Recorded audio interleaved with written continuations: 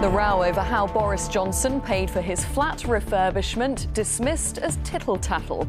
Labour wants an investigation, but today a senior minister dismissed allegations by his former chief advisor that the PM wanted Tory donors to fund the Downing Street refit. The Prime Minister has met the costs of the Downing Street refurbishment from his own pocket, and everything that needs to be declared either has been or will be declared officially. Also tonight, the UK joins a worldwide aid effort to send life-saving medical supplies to India as the country faces a record surge in coronavirus cases. Here, the biggest sporting crowd since the pandemic struck. 8,000 fans head to Wembley for the Carabao Cup. And the red carpet's out, the cameras are rolling, but will British stars shine this Oscar night?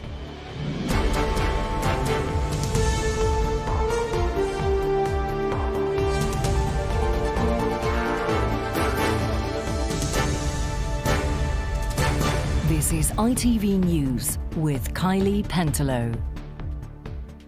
Good evening. A senior government minister has insisted Boris Johnson paid for his Downing Street flat refurbishment himself. The PM's former chief advisor, Dominic Cummings, claimed he considered getting Tory donors to secretly fund the work, raising questions about what they might expect in return. Trade Secretary Liz Truss described the claims as tittle-tattle, but Labour's deputy leader is calling for an investigation. Here's our political correspondent, Daniel Hewitt. Just as the occupants of number 10 change with time, so too inside has the look of number 11 and the four-bedroom flat prime ministers have chosen to live, to raise young families, prepare for political speeches and host world leaders. Boris Johnson is the latest to make it his home, but his decision to make it his own with a reportedly £200,000 refurbishment has raised questions over who paid for it and whether he received help from an undeclared Tory donor. Today this minister didn't deny it. The Prime Minister has met the costs of the Downing Street refurbishment from his own pocket, and everything that needs to be declared either has been or will be declared officially. So did he take money at any stage from a Tory donor? As I've said, he has met the costs out of his own pocket. But that isn't answering the question though, is it? At any point did he take the money in his pocket from a Tory donor? I don't know any more details than that. I think people are focused on how we're recovering from coronavirus rather than tittle-tattle about who said what when.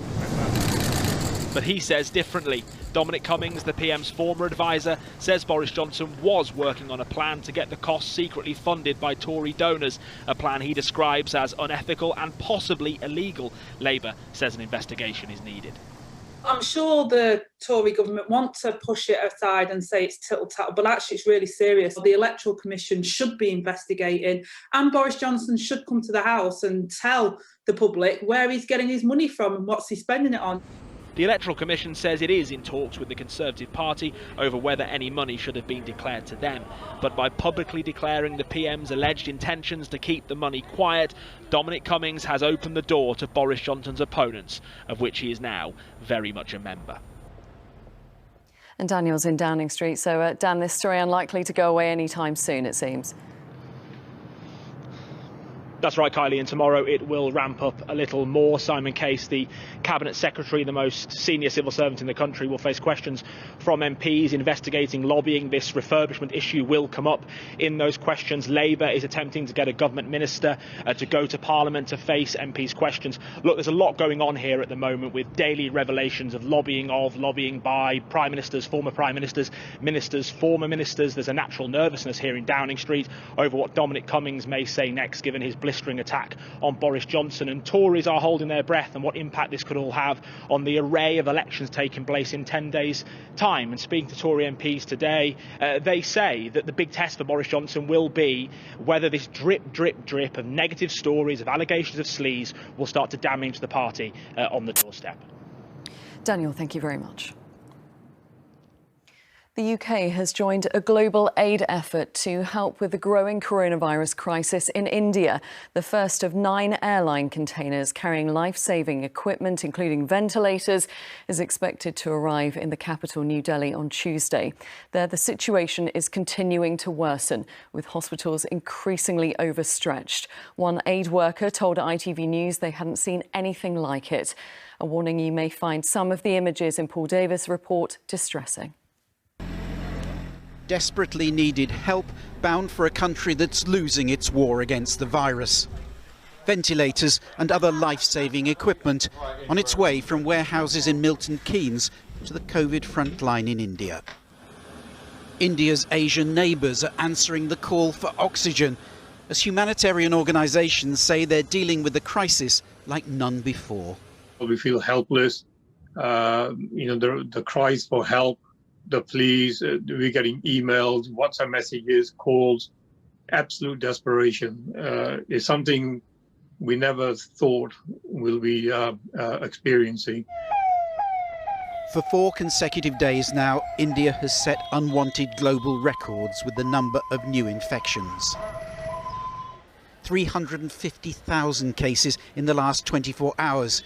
And that probably doesn't include many who've been denied medical care because there are no free beds, no available ventilators and no oxygen. Having to leave the sick and the dying on the street has been deeply traumatising for medical staff. Not something we are enjoying. So I really want all of you to follow a few things that I really am requesting you to follow. Mumbai doctor Trupti Gelada's emotional tweet has been viewed by millions this weekend. Today, she told us, there's probably worse to come. If you see the scenario now, especially the scenario in Delhi, it's just heart-wrenching to see people waiting to get into critical care, people waiting for oxygen.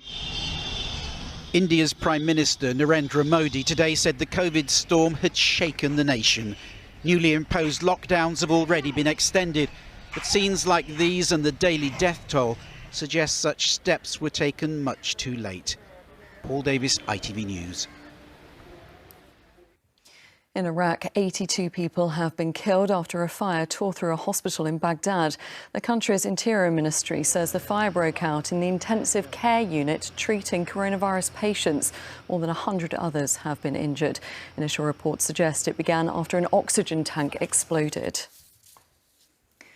An ambulance worker who died when an object struck his vehicle during an emergency call in Herefordshire has been described as one of the good guys. Jeremy Dorr had retired as a paramedic in 2020, but returned to work to help with the pressures of the pandemic. West Midlands Ambulance Service say it was a tragic accident. Sam Holder now reports. Jeremy Dorr, known as Jack, retired after nearly 30 years with the ambulance service. He came back to help during the pandemic. The 66-year-old was killed when an object struck his ambulance near Hereford. He was sat in the passenger seat, responding to a 999 call. He was a remarkable man. He was well respected, not amongst just his friends and colleagues, but I think across the whole of the Hereford area. We are working really closely with West Mercia Police, but we believe at this moment in time that it is an accident. The ambulance driver was also injured, but still tried to resuscitate Jack. He was treated at, then released from hospital. West Mercia Police haven't said what the object was, but for the time being the incident is not being treated as malicious or deliberate. They are asking anyone with dashcam footage to come forward to help the investigation. In a post online, Jack Dorr's children described him as a hero. He was somebody who felt compelled to help others, even after decades of service. Sam Holder, ITV News. Indonesia's Navy has confirmed they found the submarine that went missing in the sea off Bali, broken into 3 parts. All 53 crew members are presumed dead after the submarine disappeared during a training exercise. Indonesia's president sent his condolences to the victims' families. And here a 14-year-old has been charged with the murder of schoolboy Fares Matu, who was stabbed outside an East London restaurant on Friday. Wembley this afternoon hosted the biggest outdoor crowd for a sporting event since lockdown was first imposed last March. 8,000 fans watched Manchester City beat Tottenham in the final of the Carabao Cup, but they needed a negative COVID result to get in. It's the latest test event as the government ramps up its plans to ease restrictions this summer. Neil Connery reports from Wembley. In the spring sunshine at last, a return to Wembley for a cup final. Whatever the score, for football and sport generally, something to sing about.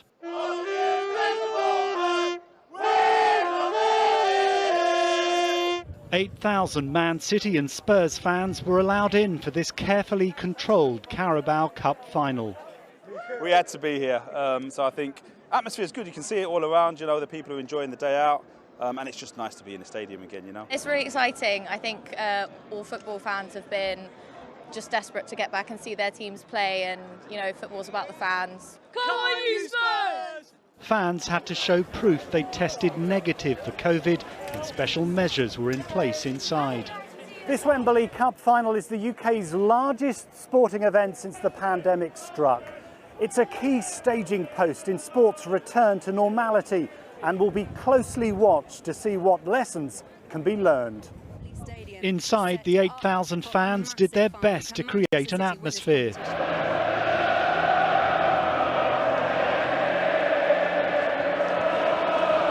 For Tottenham, life without the recently departed Jose Mourinho goes on, with Ryan Mason finding himself in the hot seat. But any hopes of silverware at the end of his first week in the office seemed remote in the first half, as City dominated. Despite a stronger Spurs response in the second, Merrick Laporte finished off this Kevin De Bruyne free kick with style. Hi, Merrick Laporte! Leaving Man City to collect their 4th League Cup in a row. Spurs supporters may beg to differ, but a Wembley Cup final, watched by fans, was a win for football and sport. Neil Connery, ITV News. In the Premier League, Manchester United were held to a goalless draw at Leeds. Marcus Rashford came closest for the visitors with this free kick just before the break. And Burnley eased their relegation fears as they beat Wolves 4-0. Chris Wood scored a first-half hat-trick, leaving Ashley Westwood to complete the thrashing with 5 minutes left to play. And finally, it's Oscars night, and despite the pandemic, the stars are gathering, but not only in LA. Nominees will attend in person in London and Paris too for the delayed ceremony. And there's plenty of British talent in the running. Here's our arts editor Nina Nana on what to expect from Hollywood's biggest night.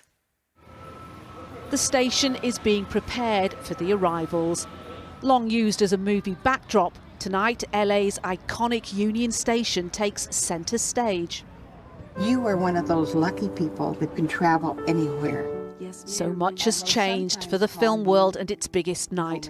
Many of the contenders, like Best Film frontrunner Nomadland, have barely played in cinemas, meaning box office is a record low. But if the film's director Chloe Zhao wins in her category as predicted, she will be only the second woman in Oscars history to do so. I'm a nice guy. Are you? And in a historic first, there's another woman nominated in the same category, British director Emerald Fennell. Amongst her film's 5 nominations, Carey Mulligan is up for Best Actress. Theirs are amongst several nods for British talent. An earlier plan by the American Academy to have all of the winners pick up their Oscars in person in LA caused an outcry. This then is one of the results. The British Film Institute in London, one of a number of international satellite hubs, meaning nominees don't have to travel. Deputy Chairman Fred Hampton of the Illinois Black Panther Party. In a record year for Oscars diversity, Daniel Kaluuya is up for Best Supporting Actor. Riz Ahmed, another British nominee, is in the running for Best Actor.